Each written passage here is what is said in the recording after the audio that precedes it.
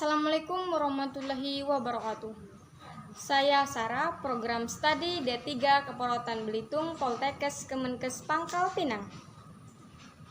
Pentingnya komunikasi. Apa sih komunikasi?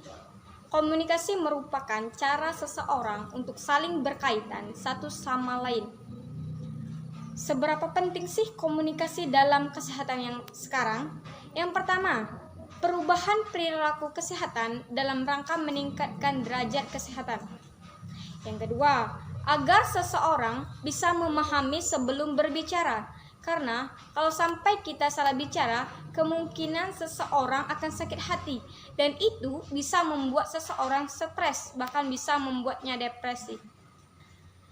Dampak komunikasi yang buruk akan menyebabkan orang depresi. Depresi dalam istilah kesehatan merupakan kesehatan mental yang ditandai dengan suasana hati yang terus-menerus merasa sedih dan tertekan serta kehilangan minat dalam beraktivitas sehingga mengakibatkan penurunan kualitas hidup sehari-hari. Apa saja sih ciri-ciri dari depresi? Yang pertama, selalu dibebani rasa bersalah dan sering menyalahkan diri sendiri. Yang kedua, merasa putus asa, rendah diri, dan tidak berharga atau memiliki esteem yang rendah. Yang ketiga, selalu merasa cemas dan khawatir. Yang keempat, suasana hati yang buruk atau sedih secara berkelanjutan. Yang kelima, mudah marah atau sensitif serta mudah menangis. Tiga tingkat keparahan depresi berdasarkan gejala yang ditimbulkan. Yang pertama, depresi ringan. Orang yang merasakan depresi ringan biasanya merasakan perasaan lebih dari sekadar sedih. Seperti yang pertama, mudah tersinggung atau marah, merasa putus asa, membenci diri sendiri, dan terus-menerus merasa bersalah. Yang kedua, kehilangan minat pada aktivitas yang disukai, tidak tertarik untuk bersosialisasi, dan hilang motivasi. Yang ketiga, mengalami insomnia, nafsu makan berubah, tubuh nyeri tanpa sebab, dan memiliki kecanduan karena melampiaskan diri dari stres dan tekanan dengan cara yang salah. Selanjutnya, depresi sedang.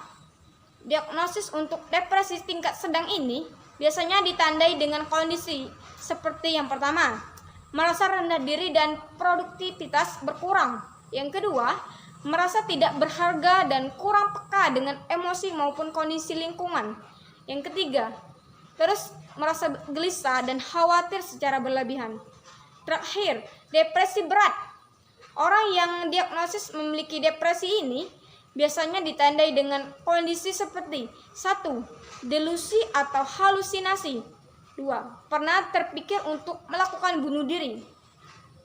Kekerasan simbolik dalam komunikasi bisa saja membuat seseorang dampak beratnya itu menjadi orang dengan gangguan jiwa.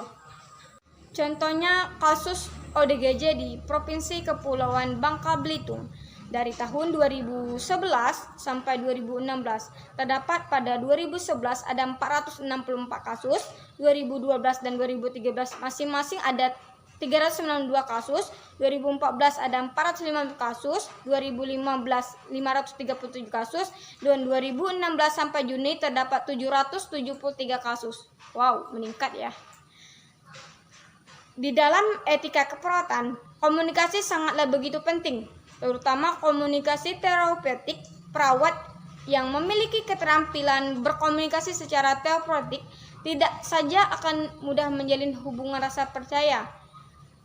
Ia juga dapat mencegah terjadinya masalah legal, memberikan kepuasan dan profesional dalam pelayanan keperawatan. Selanjutnya, meningkatkan citra profesi pelayanan keperawatan serta citra rumah sakit. Tetapi yang paling penting telah mengamalkan ilmunya untuk sesama manusia. Gimana? Penting kan komunikasi? Terakhir, gimana sih cara berkomunikasi yang sehat? Yang pertama, berbicara dengan baik. Yang kedua, diam, simak, dan dengarkan dengan seksama. Yang ketiga, sesuaikan dengan konteks. Yang keempat, gestur tubuh. Yang kelima, menyisipkan humor. Yang keenam, jangan terlalu self-centered. Yang ketujuh, mengendalikan emosi. 8, berbesar hati. Dan 9, mengutamakan etika. Itu tadi pembahasan mengenai komunikasi. Jadi sekarang kita sudah tahu kan yang mana yang harus kita katakan dan apa yang tidak seharusnya kita katakan. Saya Sarah pamit undur diri. Sekian dan terima kasih. Wassalamualaikum warahmatullahi wabarakatuh.